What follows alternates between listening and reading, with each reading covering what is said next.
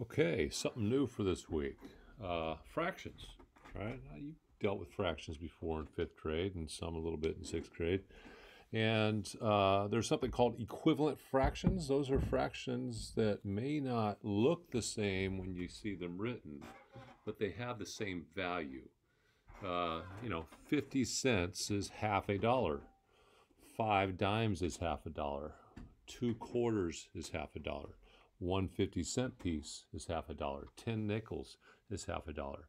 Well, you can write all of those as fractions, right? Right? A 1/2, right? 2/4, 2 quarters, right? 5 tenths, those are the dimes. 10 20ths, those are the nickels. And 50 hundredths, those are the pennies, right? Those are all fractions. Okay, so real quick, let's just do a quick little review of equivalent fractions, and I want to show you something that the CPM calls the magic one. Okay, and there's magic in math and vice versa, right? This is kind of the math-magic kind of thing. Remember, good magicians are often good at math, and that's how they play their tricks on you, right?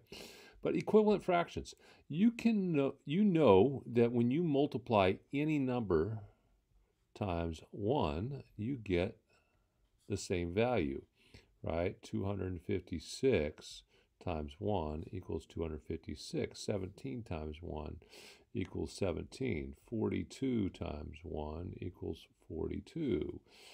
3 1/3 times 1 equals 3 1/3. X times 1 equals X, right? No matter what you do, when you multiply something by 1, you're going to get something that is equal to what you started with. It's equivalent, okay? Well, that's true with fractions, right? If I do 2/3 times this magic 1, I get something that's equal to 2/3, right? If I do 3/5 times the magic 1, I get something that's equal to 3/5. Okay, so far you with me, right? Everything makes sense, except for how awkward that magic 1 looks to me. Okay, so anything times 1 is equal to itself. It's equivalent. And here's the other piece of the puzzle that we're going to add to put together with that. How many ways can you write 1?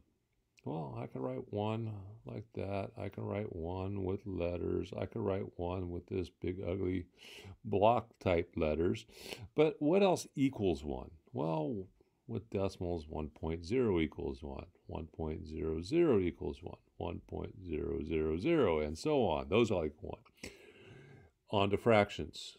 Well, you know that 2/2 is equal to 1 whole. And 3/3 is equal to 1 whole.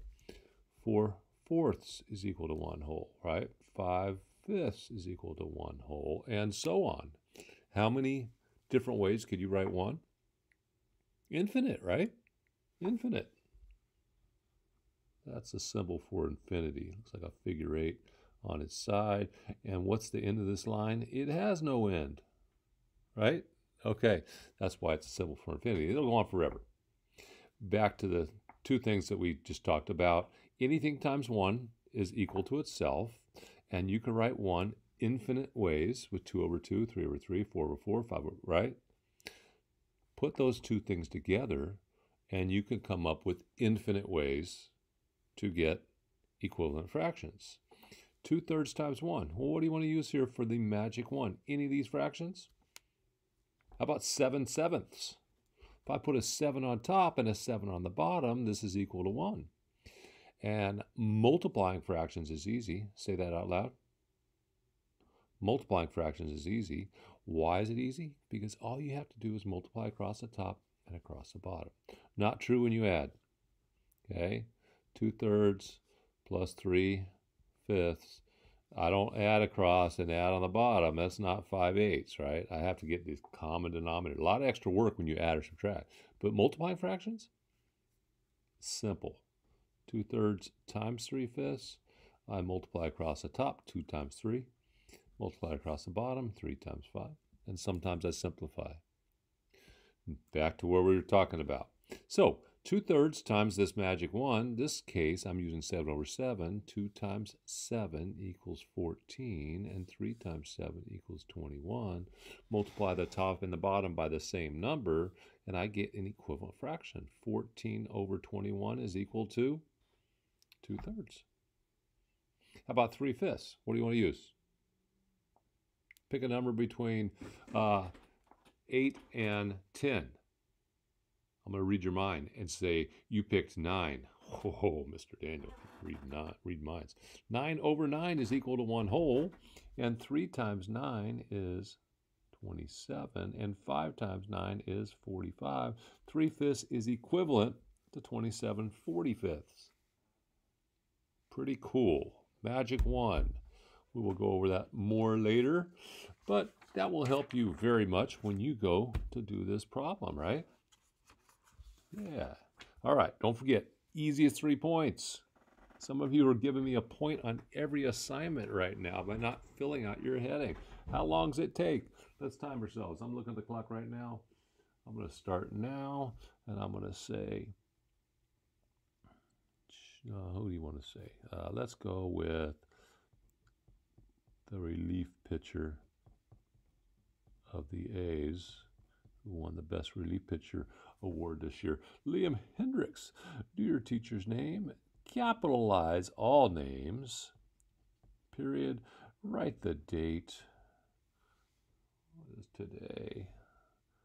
The 4th, right?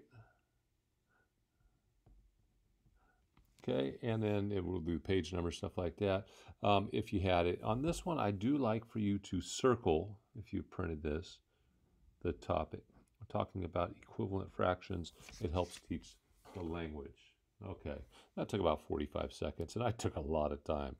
Okay, you know your name. You didn't have to think up the relief pitcher for the A's for today. So here we are. We got 2/3. We're multiplying 2/3 times 5/5. That's the magic 1 that I was talking about, right?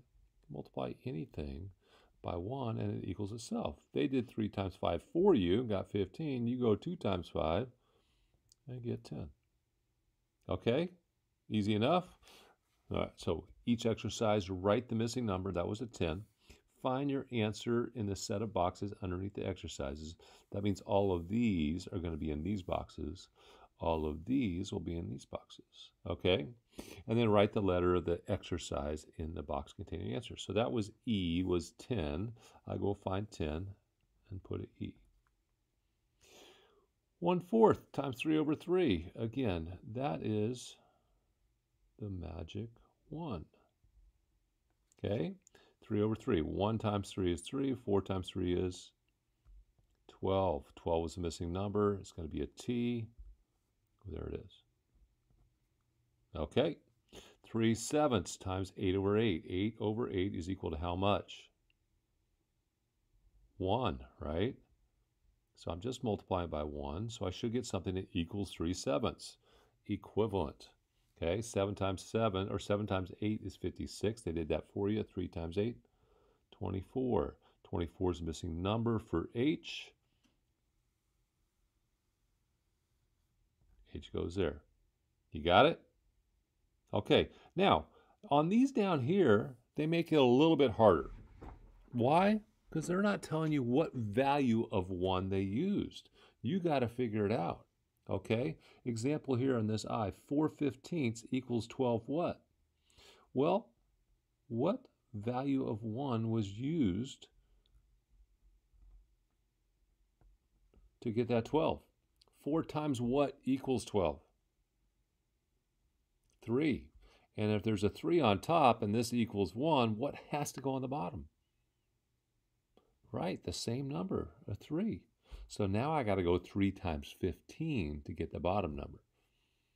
Now, you think that's hard. It's not. It's 3 10s, 30, and 3 5s, another 15, 30 plus 15. Most of you can do that in your head. If not, go off to the side and write it out over here, right? So 45 is going to be an I. I usually do a capital on these. Okay. 3 times what equals 30? If you said 10, you got it right. And if there's a 10 on top and this is 1, what has to go on the bottom? Same thing, a 10. 8 times 10 is 80. 80 is T. Okay? So you have to figure out what did you multiply the 7 by to get 21 and do the same thing to the 16. Okay? I think you have enough to go get this done. If you totally get stuck, please ask your teacher for help in an afternoon Zoom. We're getting lonely on those afternoon Zooms, and we'd love to see someone come ask for help.